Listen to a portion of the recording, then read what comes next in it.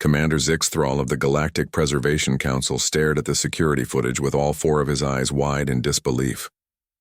The ancient Voidrend Annihilator, a weapon so devastating that it had wiped out entire star systems during the Great War 3 millennia ago, was currently being used by a group of human children to create colorful light displays in their backyard.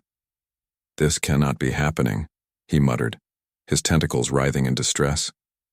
The weapon had been sealed in the deepest vaults of Kepler Station, behind 17 layers of quantum encryption, protected by automated defense systems that could vaporize a battle cruiser.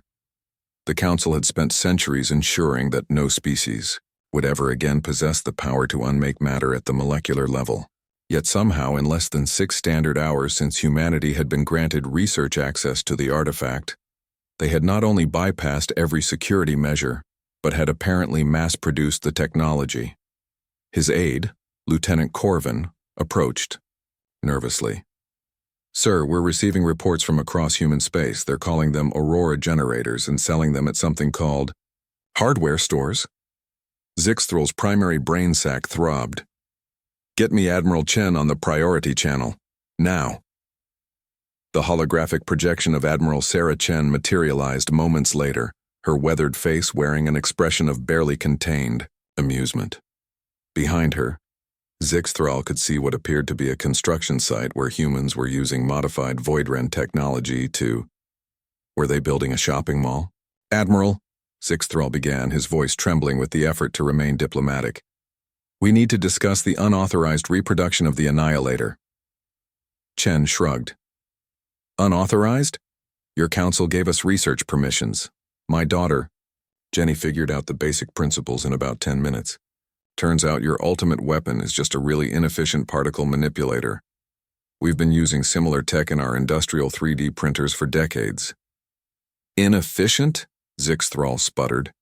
"That device destroyed the hegemony homeworld." "Yeah, well, your ancestors were pretty wasteful with their energy allocation," Chen replied, examining her fingernails. "Jenny rewrote the control algorithms, optimized the quantum field generators, and now we can manipulate matter at the atomic level with about 98% less power consumption. We're thinking of using them for terraforming projects." The commander felt faint. Through his security feeds, he watched a human teenager use a handheld version of the weapon to instantly repair a broken bicycle, while another group was apparently using the larger models to carve artistic sculptures from solid granite. "Admiral, you don't understand," he pressed. "The knowledge of how to build these weapons must be contained. In the wrong hands." "Relax," Chen interrupted. "We've got safeguards. The civilian models are hard-coded to prevent molecular disruption of organic matter. Can't even accidentally hurt a houseplant. The industrial versions require biometric locks and registered operator licenses. We're not idiots." Zixthral pulled up another feed and nearly collapsed. A human child was using a junior version to turn sand into elaborate glass castles, while her parents watched with proud smiles. The same technology that had once cracked planets was now creating fairy tale architecture in someone's garden. "How?" he whispered. Chen's expression softened slightly.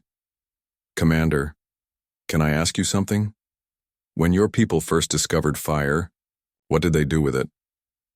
We used it to forge weapons, to burn our enemies' cities." "Exactly. And when you found electricity?" "We weaponized it immediately. Created the first plasma cannons." "Right. See, that's where humans might be a little different. When we found fire, sure, some of us made weapons, but most of us used it to cook food, warm our homes, and light our way in the darkness.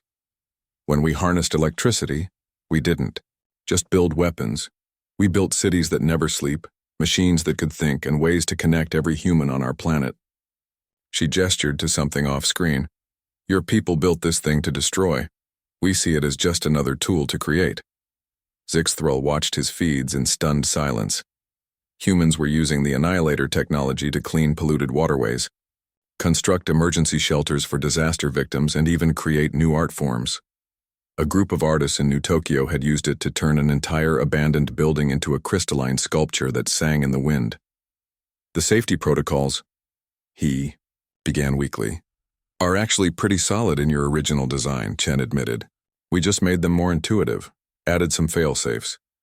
Oh, and we open-sourced the whole thing so anyone can submit safety improvements. Got about 3 million suggestions in the first hour. Open-sourced?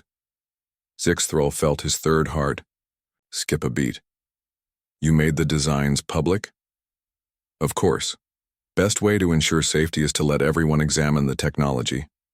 Someone in Mumbai already found a way to make the quantum field generators completely tamper-proof.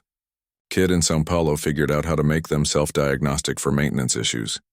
The commander looked at his aide, who was staring at his own datapad in wonder.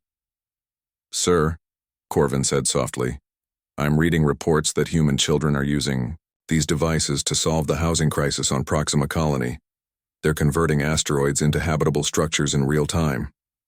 Chen nodded. Yeah, we sent some humanitarian aid out that way. Figured since we accidentally solved matter manipulation, we might as well help some folks out.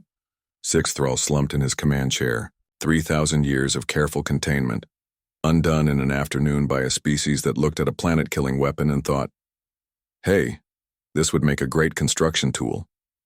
Admiral, he said finally, your species terrifies me. Chen grinned. Thanks, Commander. That might be the nicest thing anyone said about us all week. As the transmission ended, Zixthrol watched his security feeds one more time.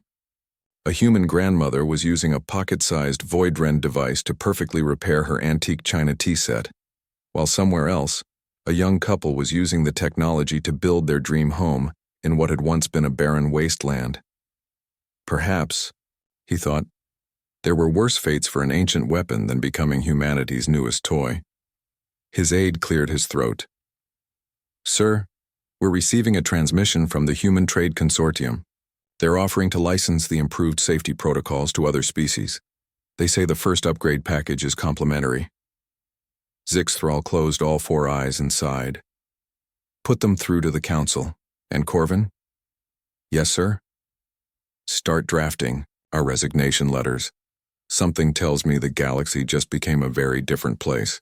Outside the station's viewport, he could see human ships already arriving with what their manifest listed as emergency construction supplies, but which his sensors identified as enough Voidrend-based devices to rebuild half the galaxy.